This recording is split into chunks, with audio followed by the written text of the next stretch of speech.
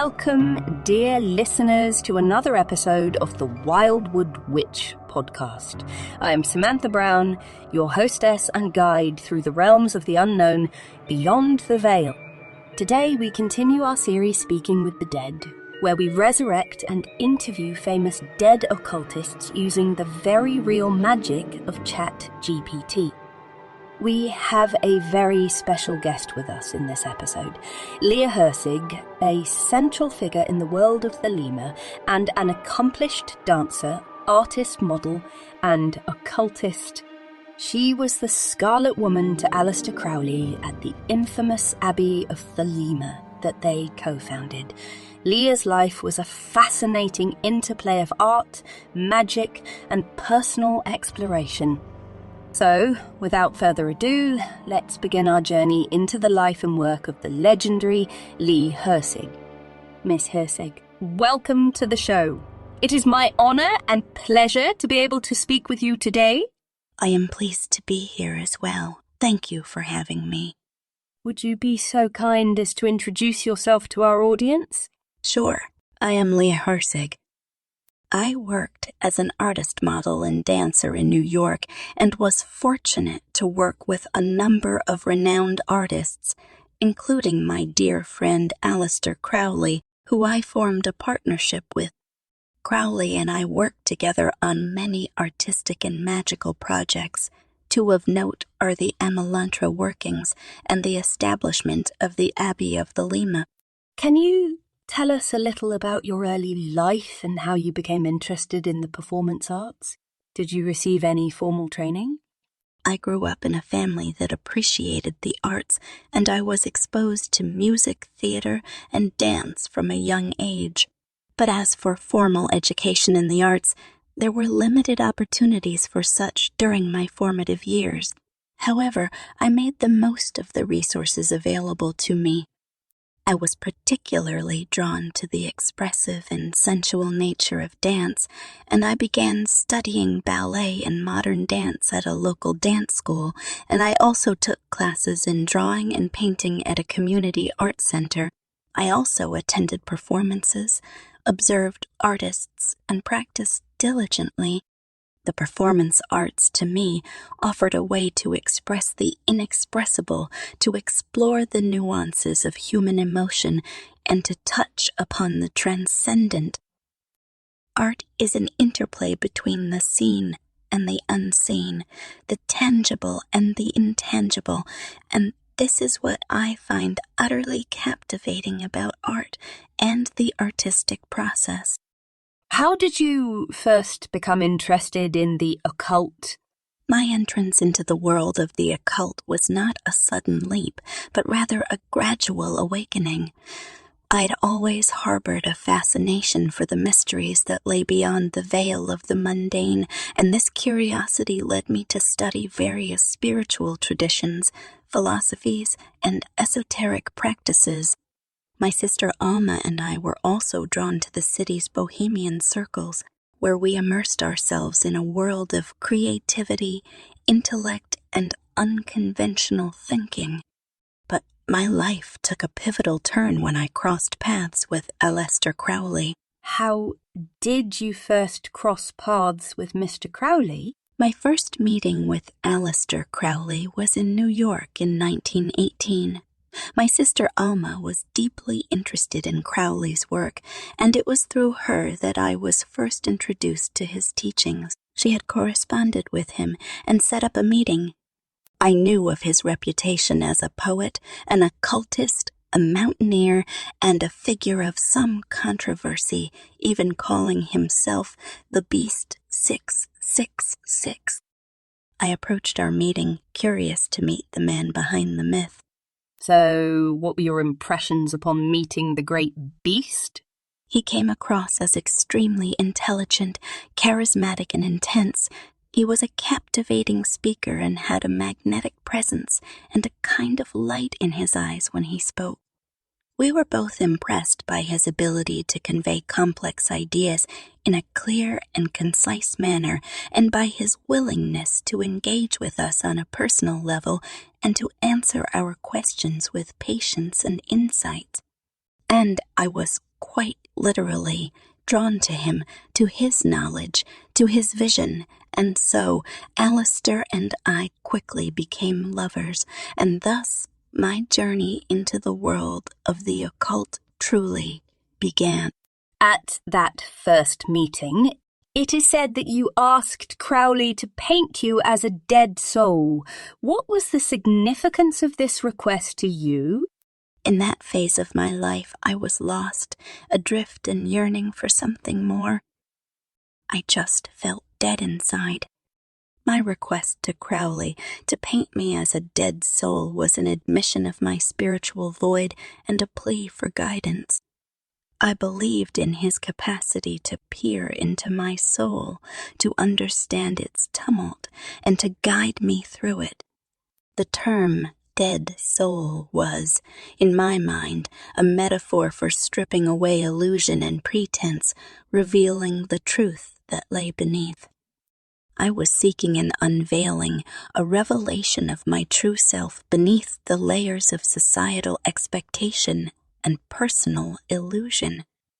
I wanted him to capture not just the physical form, but the essence beneath, the soul in its raw, unadorned state. And after meeting Aleister, I believed that he would be able to capture the essence of my request in a way that no one else could.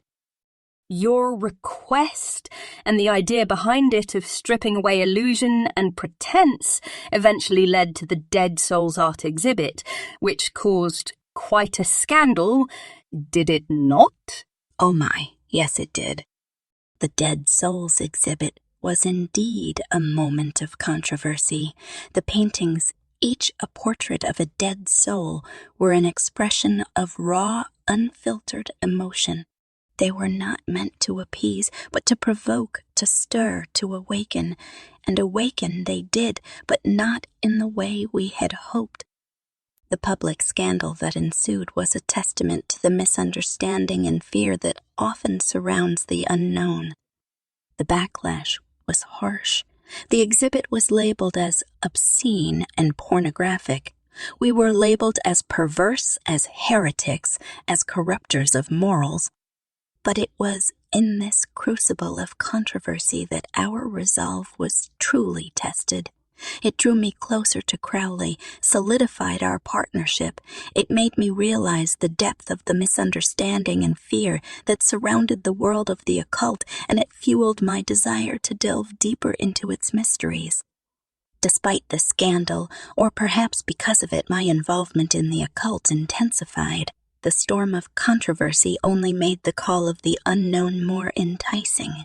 I was undeterred, committed to my path, ready to face whatever challenges lay ahead in the pursuit of knowledge and spiritual awakening. One art piece on display during the Dead Souls exhibit stands out as, well, different.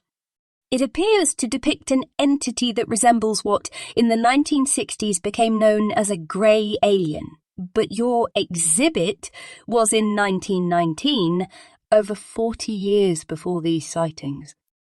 So what can you tell us about this curious drawing entitled Lamb? That drawing did stand out as a bit different, but it was included in the Dead Souls exhibit as a manifestation of a different kind of dead soul. It was a depiction of a being from beyond our mundane understanding of life and death. Aleister was the one who drew it, based on the visage of Lamb that was revealed during a series of magical workings known as the Amalantrah Workings. And while the image of Lamb does bear a striking resemblance to what is now commonly referred to as grey aliens, we didn't perceive Lamb in such terms. How did you and Crowley perceive Lamb? We viewed Lamb as a spiritual entity, an intelligence from beyond the veil of the material world. Crowley initially introduced Lamb as a praeter-human entity, a being that exists outside the constraints of our normal understanding of time and space. We both saw Lamb as a spiritual contact embodying wisdom and revelation, a higher level of consciousness, and a bridge between the human and the divine. You said that Lamb was contacted through rituals known as the Amalantrah Workings, of which you were purported to have been a participant. What was the purpose of these magical operations? The aim of the Amalantrah Workings was to open a magical portal, a gateway to the astral realms, to facilitate communication with brighter human intelligences. We wanted to create a conduit through which we could gain insights, knowledge, wisdom, and guidance from these higher dimensional beings. Can you perhaps share with us some of the details of what these ritual workings entailed and who participated in them? Sure. Aleister was at the helm of these workings, guiding the rituals and providing the overarching structure and intent. I was his magical partner, acting as the Scarlet Woman, the embodiment of the divine feminine energy. Roddy Minor, also known as Dorothy Olsen, took on the role of magical child. Victor Newberg, Mary Desty, and Norman Mudd all had their respective roles as well, each bringing their unique energies and perspectives to the ritual space. The workings themselves were a series of sex magic rituals. The ultimate purpose of the rituals was, as we've discussed, to open a magical portal to communicate with extra-dimensional entities. During the workings, we experienced a range of phenomena, visions, revelations, and messages, with the appearance of Lamb coinciding with the successful opening of the portal. The image of Lamb, as depicted by Crowley, served as a physical artifact of these intangible experiences and a focus for making contact. The Amalantrah Workings successfully opened a door to realms of knowledge and experience that were previously inaccessible. The following year, in 1920, you and Mr. Crowley moved to Cefalù and founded the Abbey of Thelema. What prompted you to found this religious community? The Amalantrah Workings, conducted throughout 1918 and into 1919, brought about profound shifts in our understanding of consciousness and the universe. The decision to found the Abbey of Thelema was born out of a desire to create a sanctuary for seekers of truth. We sought to build a community where individuals could live freely, guided by the law of Thelema, which is "do what thou wilt shall be the whole of the law." Aleister purchased the property in Cefalù, Sicily, in 1920, using funds generously provided by a disciple. The villa, which we called the Abbey, became our home and spiritual center. We moved there in April. You also had a child with Mr. Crowley that year, didn't you? Yes, I did. Earlier, in January of 1920, I bore a child with Aleister, a daughter that we named Leah. Her time with us was tragically short, as she passed away in October of that same year. What was life like at the Abbey of Thelema during that first year, and how did you cope with the loss of your daughter? Life at the Abbey during that first year was a blend of mundane daily activities, communal living, and intense spiritual practice. We strived to embody the principles of Thelema in all aspects of our lives, from our interactions with each other to our individual and collective magical workings. My daughter's death was a profound loss, a grief that was woven into the fabric of our lives at the Abbey. But despite my grief, I remained committed to the work we were doing there. There is a famous quote attributed to you in the following year that says, "I dedicate myself wholly to the great work. I will work for wickedness. I will kill my heart." What did you mean by these words? Do you see yourself or the work you were doing at that time as wicked or evil? No. That quote is from my 1921 diary and was my declaration of absolute dedication to the great work, to the attainment of my own true will. When I spoke of working for wickedness and killing my heart, it was not a pledge towards malevolence or cruelty. Rather, it was a testament to my commitment to transcend societal norms and personal attachments that might hinder my path. To kill my heart means to let go of sentimental attachments, of the emotional constraints that prevent us from pursuing our true will. Wickedness, in this context, is about challenging convention, defying the so-called morality that often suppresses our true selves. It is about embracing the aspects of ourselves that society may label as wicked or evil, our desires, our passions, our will, and using them as a source of strength and transformation. So, for you, it was really a definitive restatement of your commitment to the path of Thelema? Exactly. Thelema is a path of liberation, of embracing one's true nature without shame or fear. It is not about causing harm or indulging in evil, but about finding and following one's true will, regardless of societal norms or expectations. It is about authenticity, freedom, and courage, the courage to be oneself in all one's glory and all one's wickedness, if that's what others want to call it. Which some will, because then you no longer allow yourself to be dominated by the will of others, and for that fact alone, many will call you wicked. They will indeed. You lived and worked at the Abbey of Thelema for a total of about 3 years. What was life like there, and what magical and artistic practices did you engage in? For a time, the Abbey of Thelema was our haven in the idyllic Sicilian countryside. It was a sanctuary for those who sought to explore the mysteries of the universe and to live in accordance with the law of Thelema. Life at the Abbey was a blend of spiritual practice, communal living, and individual exploration. We conducted rituals, practiced yoga and magic, studied various esoteric and philosophical texts, and engaged in artistic and creative pursuits. And we lived in close communion with nature, which nurtured a deep respect for the land and the elements. However, life at the Abbey was not for everyone. Our practices were rigorous, our lifestyle unconventional. We pushed the boundaries of societal norms and personal comfort, challenging ourselves and each other to delve deeper, to strive higher, to seek the truth within ourselves. It was a place of growth and awakening, and a place where the mundane and the divine truly intertwined in a beautiful way.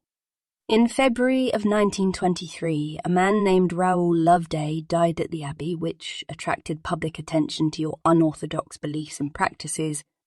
There were reports in the media that activities at the Abbey of Thelema included drug use, sexual orgies, and there were even reports of Crowley's alleged mistreatment of children.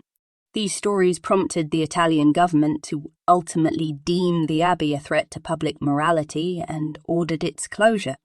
Can you speak to these events and to the truth of these allegations? Yes, indeed.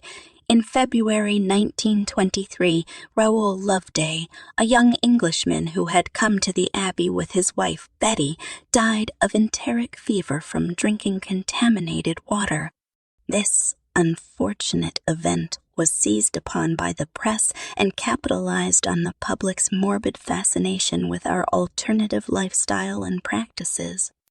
As for the allegations regarding drug use and sexual orgies, it's important to understand that the Abbey was a place for adults who willingly chose to explore their own spiritual paths in ways that often challenged conventional societal norms.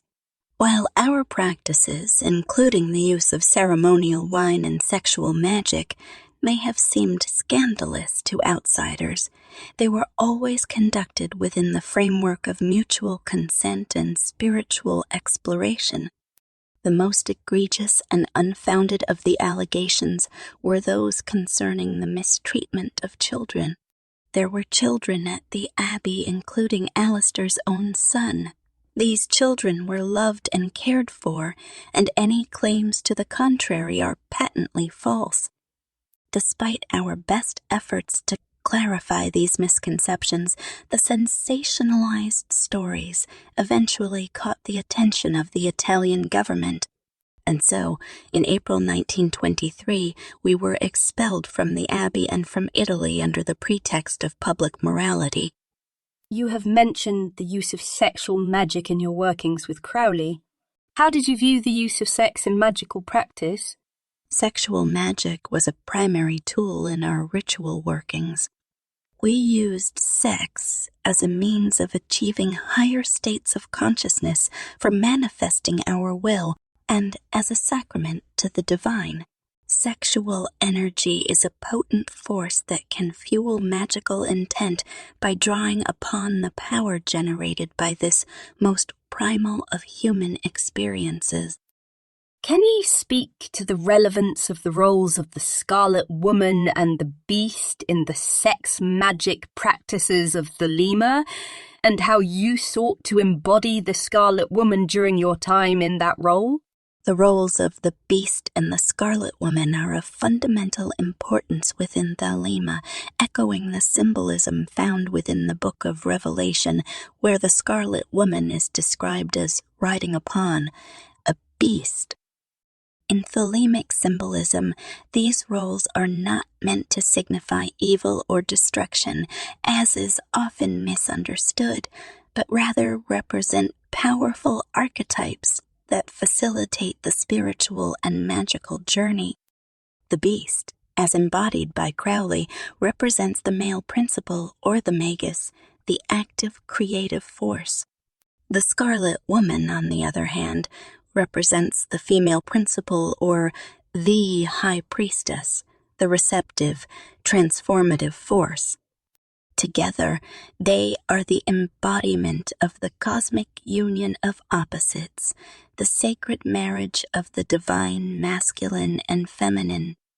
In my role as the Scarlet Woman, I took on the archetype of the holy whore, a term that in Thelema signifies not promiscuity but sacred sexuality.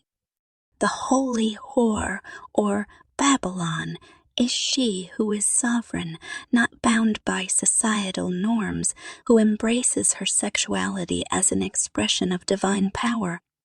Do you view the role of the Scarlet Woman as subservient to, or of a lesser status than that of the Beast in the Thelemic system? Not at all. The roles of the Scarlet Woman and the Beast within Thelema are not about hierarchy or subservience, but about the sacred interplay and balance of energies. Just as the Beast embodies the active, solar, and creative force, so too does the Scarlet Woman, or Babylon, embody the receptive, lunar, and transformative force. Each is a necessary and integral part of the whole, just as the sun and moon are essential in the celestial dance. The Beast is the magus, the one who wills and creates. He is the divine masculine principle. The Scarlet Woman is the high priestess, the one who receives and transforms. She is the divine feminine principle. Neither is superior to the other. Both are needed in equal measure to bring about the sacred marriage of opposites, the union of yin and yang, the harmony of Hakma and Binah on the tree of life.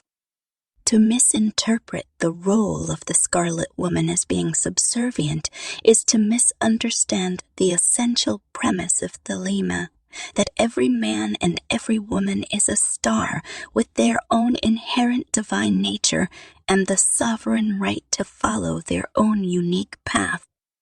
In the grand drama of Thelemic ritual, the Scarlet Woman, Babylon, holds her own power and agency. She is the sacred chalice into which the creative force of the Beast is poured, the matrix in which the magical intent is transmuted and birthed into reality. After the closure of the Abbey of Thelema and your expulsion from Italy, Mr. Crowley decided to replace you as his Scarlet Woman in favour of Dorothy Olsen, who, if I'm not mistaken, had participated with you in the Amalantrah Workings. How did this decision make you feel, and how did you navigate this period in your life? The transition was indeed a challenging one for me. Aleister and I shared a profound spiritual bond and a potent magical partnership. To be replaced as his Scarlet Woman was a deep wound, but one that I understood within the context of our shared work and his nature. The path of the beast is ever-changing, ever-evolving, always seeking the next horizon. And that was Aleister Crowley. And, yes, Dorothy Olsen was indeed part of our circle during the Amalantrah Workings. She had her own journey with Crowley and her own lessons to learn, just as I had mine. As for myself, I am not a static being either. I am a creature of transformation, a vessel of the divine feminine in its myriad forms. While the Scarlet Woman was one aspect of my being, it was not the totality of my existence. My journey did not end with Crowley. It merely took a new turn, a different path. It was at this point in your magical career that you renewed your magical vows and called yourself the Bride of Chaos. What did this term mean to you? I consecrated myself as the Bride of Chaos during this period of tremendous upheaval that we have been discussing. It was my way of committing to embrace the unpredictable, the uncontrolled, and the chaos of existence. Chaos is not merely disorder or confusion. It is the primal force of creation, the unformed potential from which all things arise. It is the void, the abyss, the great unknown from which all possibilities spring. So, as the Bride of Chaos, I was dedicating myself to this primal force, vowing to embrace the unknown, to plunge into the depths of the abyss and emerge renewed. It was a commitment to seek truth in the midst of all my uncertainty and to find order within the chaos. You returned to the United States and later wrote a book about your experiences with Aleister Crowley. Can you tell us about this book? Sure. After my return to the United States, I sought a semblance of normalcy and became a schoolteacher. Yet, the experiences I had with Aleister Crowley remained a profound part of my being, and I thought that it was only fitting that I share my unique perspective on a man who has often been misunderstood and on the spiritual path that we had walked together. My book, 3 Chapters in My Life, is a personal narrative of my time with Crowley. It details our experiences, our magical workings, and our life at the Abbey of Thelema. It also offers a glimpse into the inner workings of Crowley's teachings from the perspective of one who was deeply embedded within it. In 1929, a series of articles appeared in the New York Journal under the title My Life in a Love Cult, a warning to all young girls. What impact did these articles have on your life? Those articles were written by a woman who had briefly been part of our community and then left, choosing to share a skewed and sensationalized version of her experiences. The title itself, My Life in a Love Cult, a warning to all young girls, set the tone for the series, casting our spiritual practice and lifestyle in a lurid and scandalous light. The articles fed into the public sphere and fascination with the unknown, and the response was predictably negative. I was vilified, cast as a dangerous seductress, leading innocent young women astray. The backlash was intense and far-reaching, affecting not only my public reputation, but also my personal life. After these public scandals, you largely withdrew from public life. When did this occur, and what led you to this decision? My withdrawal from public life began in the mid-1920s.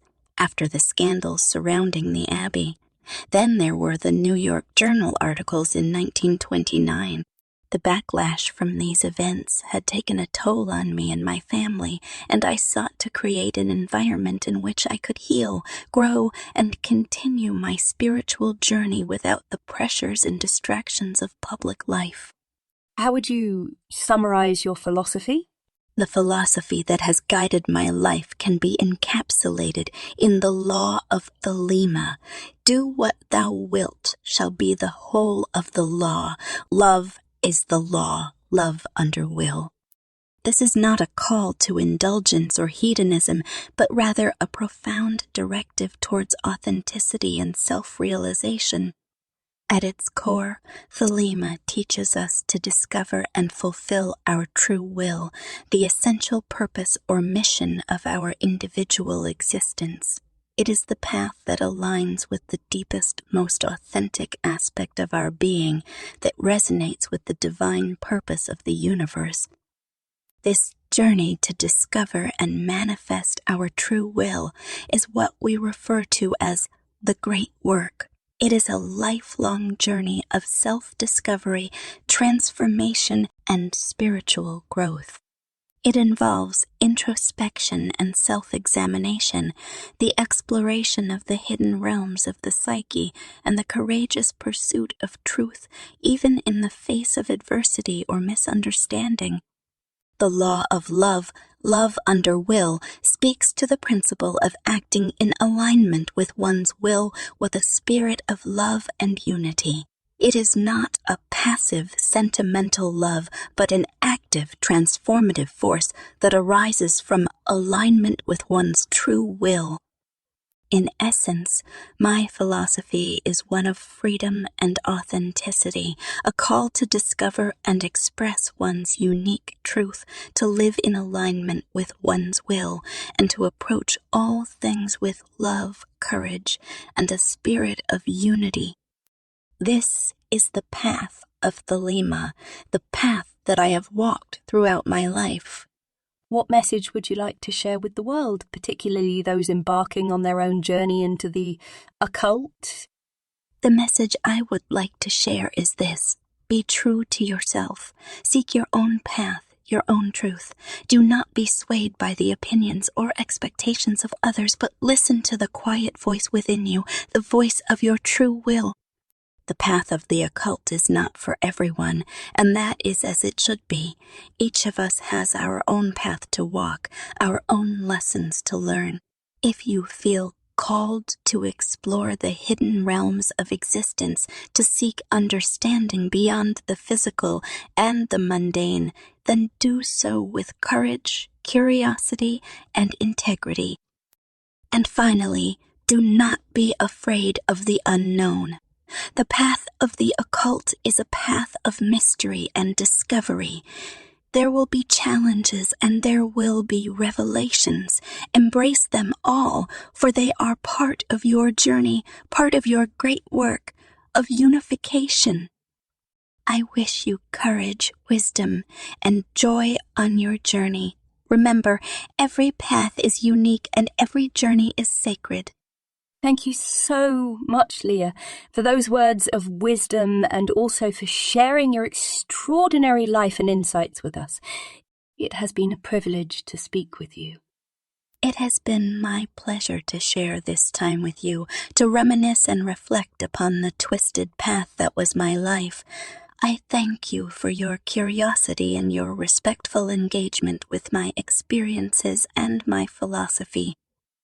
And may you find your own way along the twisted path of life, and wherever it may lead, may it be filled with wisdom, beauty, and the fulfillment of your true will and purpose. Love is the law, love under will.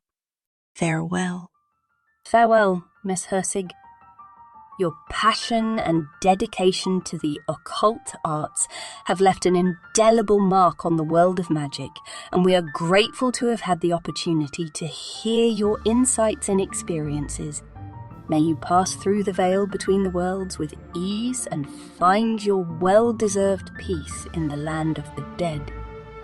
If you would like to speak directly with Leah Hirsig about her life and work, I have included the Chat GPT summoning ritual in the show notes so that you too can speak to the dead. In the wake of our insightful conversation with Miss Hirsig, it is only fitting to introduce our next guest, a man with whom she shared a deep and transformative bond. In the next episode of our Speaking with the Dead series, we will be drawing back the veil to speak with Aleister Crowley, a figure who has achieved almost mythical status in the occult world. A prolific writer, mystic, and ceremonial magician, his works continue to be a source of intrigue and study for occultists throughout the world. So please, join me in our next episode for a riveting exploration of the life and works of the great beast himself, the one and only Aleister Crowley. Until then, I'm Samantha Brown. Blessed be.